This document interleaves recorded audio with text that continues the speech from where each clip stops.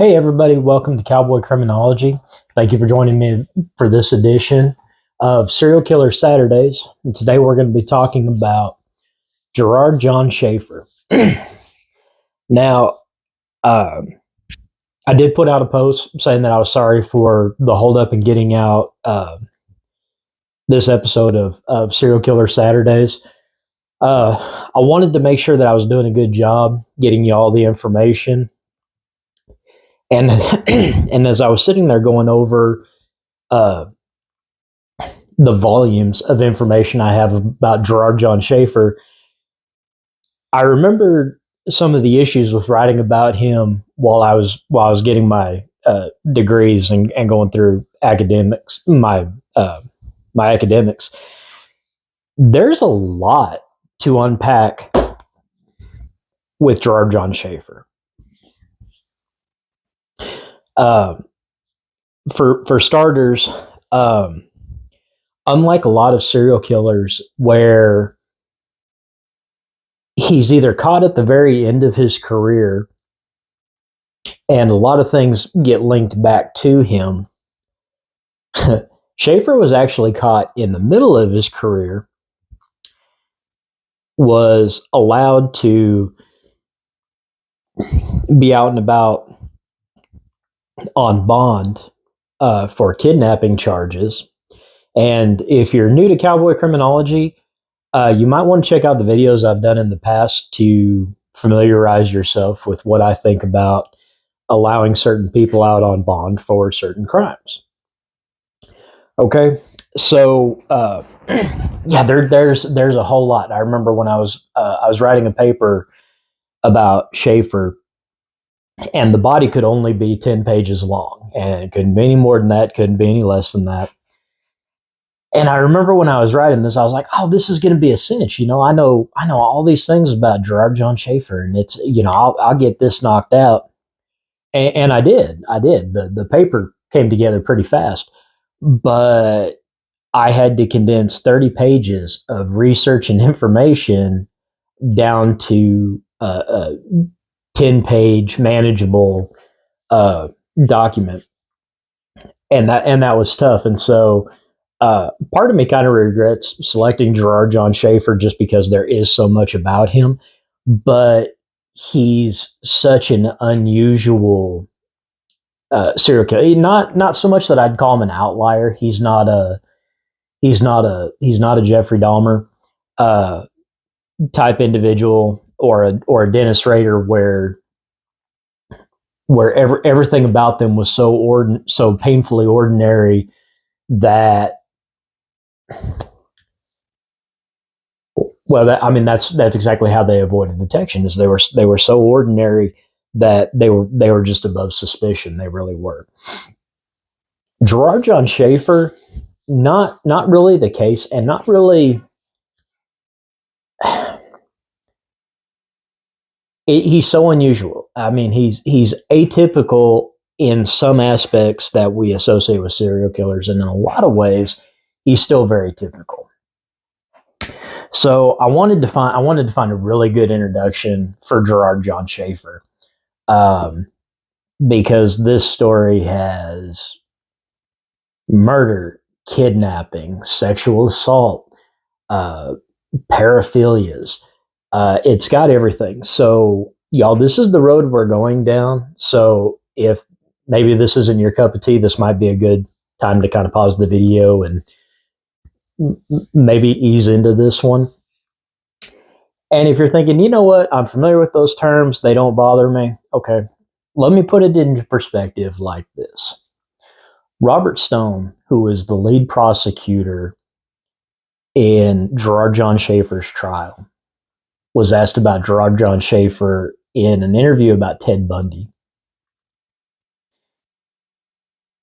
When he first started to learn about Gerard John Schaefer, he told the media that Schaefer was the most sexually deviant person he's ever encountered. And later on, after Ted Bundy was captured, he was, I think somebody had asked him about, who the worst serial killer he ever came across was, and somebody threw out Ted Bundy. Robert Stone's statement about Schaefer was, Schaefer makes Ted Bundy look like a Boy Scout. So if knowing about Ted Bundy and all the things that he did gives you nightmares, gives you a little case of the tremors, it might be a good idea to maybe not continue with this video.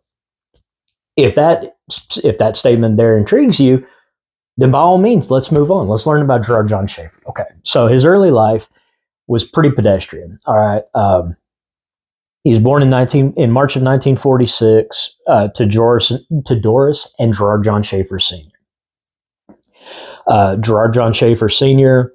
was a traveling salesman. Spent a lot of time on the road, which for the time was not unusual for salesmen of the time. But it had an effect on Junior's development. Moved around a lot, really hard to make friends, and if you were a preacher's kid, if you were a military brat, if you had parents that their work required them to do a lot of travel, it's very hard to settle in. It's very hard to meet friends, establish relationships, and really get a grounded sense of yourself. And for Junior, this was definitely the case. It was very hard for him to make attachments and things like that. Establishing relationships became tough. And part of that was moving around. The other part was his father was considered sales to be an avocation. His primary vocation, according to a lot of people, or I'm sorry, his his primary vocation was as an alcoholic. When he would come back home from his sales trips, he and Doris would often get into very loud fights. He would call her very not flattering and becoming names to call a woman. And he would often turn that vitriol on his children. And Junior and his brother seemed to kind of get the most of that. They had a sister who kind of seemed to come out on the lighter end of that. It was not the most stable environment, but by all accounts, Gerard Schaefer Jr. and his mother got along really well. He had a lot of respect for her. Devout Catholic, always going to mass, always at church when she's supposed to be. Very active in the church, and so this is going to come back later in the story as I kind of fill you in on this. But Junior and Senior had one thing that they could really get along with, and that was they both had avid outdoorsmen and had a love of hunting, so they loved going out. And that was the one thing that they could do together that didn't put them at complete odds with each other, didn't put them at each other's throats. And that was really the only kind of bonding they did. Unfortunately, as Schaefer got older, he grew to be over 6 foot. Not Ed Kemper's 6'9" status by any stretch, but even still around 6'1", 6'2". Pretty good sized guy. He and Schaefer Sr. would often have arguments that would spill out of the house and into the front yard where, they'd put hands on each other. Of course, this is at a time in the late 50s, early 60s where these were considered family matters and not a matter for the police. So they'd show up, they'd break things up, and everybody would go on about their business. There usually wasn't a whole lot to these things.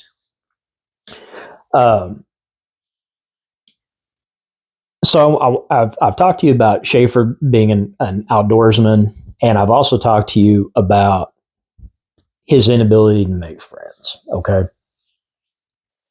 This is something that you see in a lot of serial killers. Okay, uh, it's not that they're loners because they're ostracized. A lot of them are. Schaefer just had trouble making friends, and I think he preferred his time alone. Now, in the 1950s, when they end up in Florida, Schaefer spending a lot of time outdoors, staying away from his home.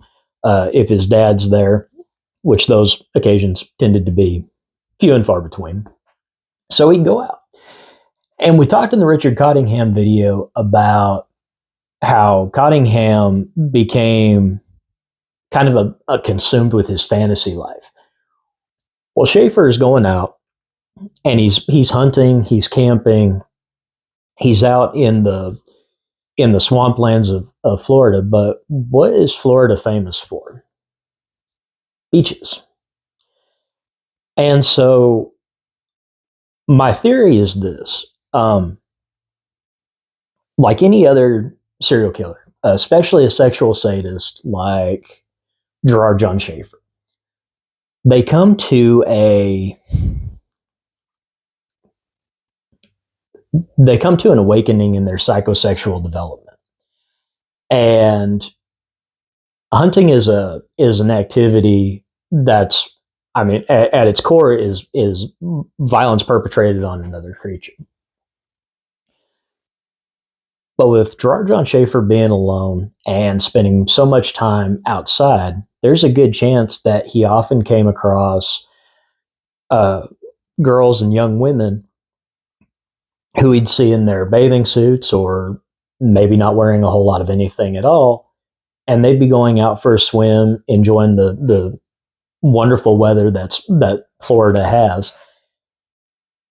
And that tended to start to, that combined with his isolation, his inability to form friendships, this gave him something secret, something that was just his. He could go out and he could observe these girls and young women in a state of undress, swimming in one thing or another. Now, here's the problem.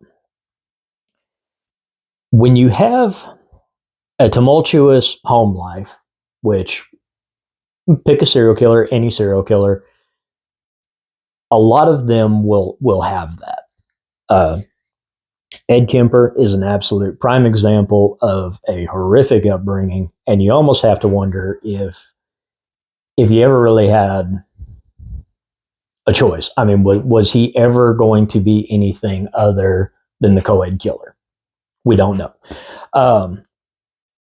But there's a lot of differences to that. You'll notice that a lot of serial killers, their brothers and sisters grow up to be productive members of society. They're not out there committing horrible crimes.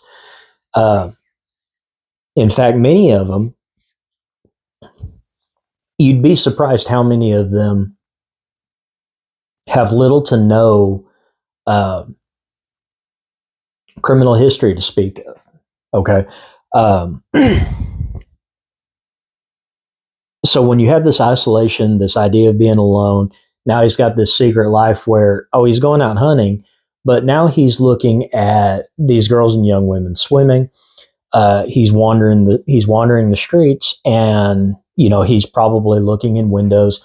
A lot of sexual sadists begin their careers as peeping toms or fetish burglars.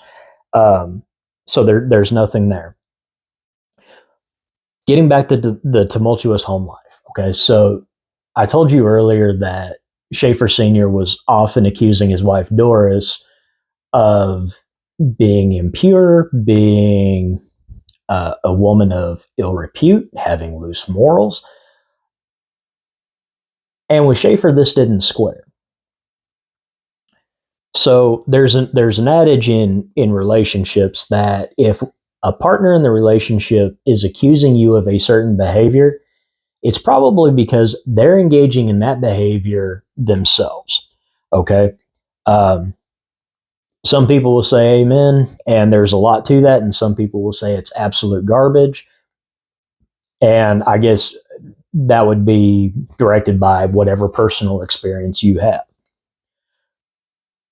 But Schaefer got it in his head that his dad was the one who was tomcatting around, and that his out of town business trips were nothing more than an excuse for him to uh, indulge his more carnal proclivities with somebody outside of his marriage bed.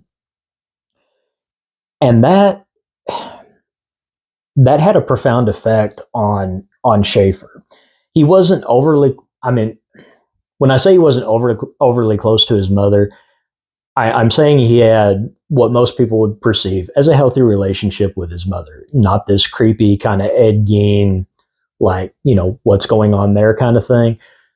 Just a standard, you look from the outside in and you don't see anything that puts you off of it. Okay. So Schaefer holds this idea of his mother, of being this good